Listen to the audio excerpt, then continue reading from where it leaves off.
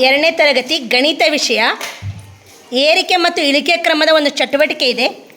ಅದೇನಪ್ಪ ಅಂದರೆ ಕ್ಯಾಲೆಂಡರ್ ಮೇಲೆ 5 ಹುಣಸೆ ಬೀಜನ ಹಾಕಿ ಹುಣಸೆ ಬೀಜ ಬಿದ್ದ ಸಂಖ್ಯೆಯನ್ನು ನಾವಿಲ್ಲಿ ಬರಿಬೇಕು. ಬಿದ್ದ ಸಂಖ್ಯೆನ ಆಮೇಲೆ ಆ ಸಂಖ್ಯೆ ನಾವೇನು ಮಾಡಬೇಕು, ಏರಿಕೆ ಕ್ರಮ ಮತ್ತು ಇಳಿಕೆ ಕ್ರಮ ಮಾಡಬೇಕು. ಈಗ ನಾವು ಮಾಡೋಣ ಈ ಆ್ಯಕ್ಟಿವಿಟಿನ. ನಿನ್ನಲ್ಲಿ ಕಲ್ಲದವಲ್ವ, ಈ ಕಲ್ಲು ಅವನಿದ್ರೊಳಗೆ ಹಾಕಮ್ಮ. ಯಾವ್ಯಾವ ಕಲ್ಲು ಎಲ್ಲೆಲ್ಲಿ ಬಿದ್ದ ನೋಡು, ಆ ಸಂಖ್ಯೆ ಬರ್ಕೊ. 1ನೇದು ಬರ್ಕೊ. ಸಂಖ್ಯೆ ಹೇಳಮ್ಮ. ಇನ್ನು ಎಷ್ಟು?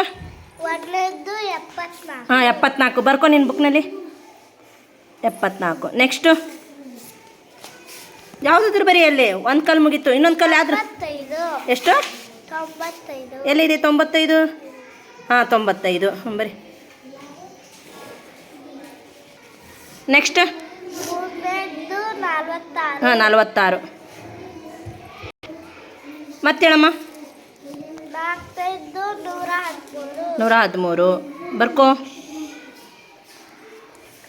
ಕೊನೆಗೆ ಒಂದು ಬಿಟ್ಟಿದ್ದೀನಿ ನೋಡಿ, ಲಾಸ್ಟ್ ಒಂದು 39. ಈ ರೀತಿ ನೀವು ಒಬ್ಬೊಬ್ಬರಾಗೆ 5 ಕಲ್ಲನ್ನು ಎಸಿಬೇಕು.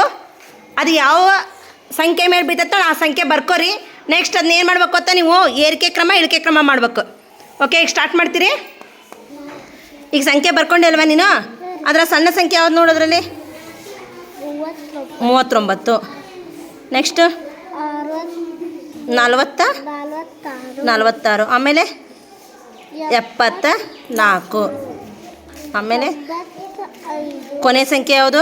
113. ಈಗ ಏರಿಕೆ ಕ್ರಮ ಮಾಡಿದೆ ಸಣ್ಣದಿಂದ. ಈಗ ಇಳಿಕೆ ಕ್ರಮ ದೊಡ್ಡದಿಂದ ಸಣ್ಣದು ಬರಬೇಕು. ಅದ್ರಾಗ ಯಾವ್ದು ದೊಡ್ಡ ಸಂಖ್ಯೆ?